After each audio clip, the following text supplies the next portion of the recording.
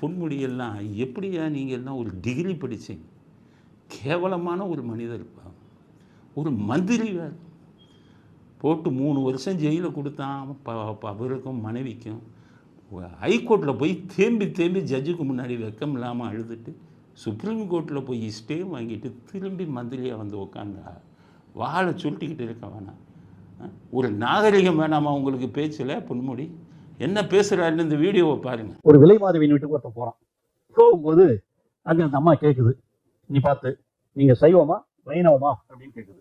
அவனுக்கு ஒன்றும் புரியல. அவன் பணம் எவ்வளோ 5 கொடு 10 கொடுன்னு கேட்டான்னா ரைட்டு. என்னடா இங்கே வந்துருக்குறோம் நாம ஒரு விலை மாத வீட்டுக்கு, நம்மளை வந்து சைவமா வைணவமான்னு கேட்குறாங்க அப்படின்னு கேட்டான். அந்த அம்மா சொல்லிச்சான், என்னம்மா ஒன்றும் புரியலையே அப்படின்ட்டான். ஒன்றும் இல்லை, சைவம்னா இப்படி வைணவம்னா இப்படின்னுட்டான். ஒன்றும் புரியல. சைவம்னா இப்படி வைணவம்னா இப்படி, ஒன்றும் புரியல. என்ன சொல்ற, இதுன்னா அது தெய்வம் இது தானே, அதுல என்ன இருக்கு? இல்லை, சைவம்னா படுத்துக்கிறது,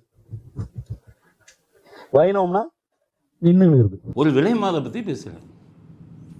அந்த விலை மாதை பற்றி பேசும்போதே சைவர் வைணவர்னு எவ்வளவு கொச்சப்படுத்தி பேசுகிறாரு. ஏன் இப்படி பேசுனாரு அப்படின்னு பார்த்தீங்கன்னா, பொன்முடி கதை இருக்க அதை வந்து விழுப்புரத்துலேருந்து நம்ம இவங்களெல்லாம் வச்சு ஃபுல்லாக விசாரிச்சிட்டோம். அப்போ என்னென்னு கேட்டிங்கன்னா, பொன்முடி சாதாரணமாக இருக்கும்போது ஒரு லெக்சரராக இருந்தார். சம்பளம் வாங்கிட்டு சைக்கிளில் தான் வருவார். அப்பப்போ போதை அதிகமாகி கீழே விழுந்து விடுவார். அவங்க மனைவி வந்து ரிக்ஷாவில் வச்சு தூக்கிட்டு போவாங்கன்னு அந்த தொகுதி மக்கள் சொல்கிறாங்க, விழுப்புரத்தை சேர்ந்தவர்கள். அப்போவே விலைமாதுக்களுடன் தொடர்பு வைத்திருந்தாருங்கிற செய்தியும் வந்திருக்கு. செல்லம்ங்கிற ஒரு இவங்கிட்ட ஒரு பெண்ணிட்ட தொடர்பு வச்சுருந்துருக்காரு. தொடர்பு வச்சுட்டு மாத சம்பளம் வாங்கினோன்னா இங்கே அக்கௌண்ட் வச்சுருப்பாராம். மாத சம்பளம் வாங்கினோன்னா அங்கே போய் கொடுப்பாராம். சிரிப்பாக சிரிக்குது விழுப்புரம். இப்படிப்பட்ட ஒரு ஆள் இவர்.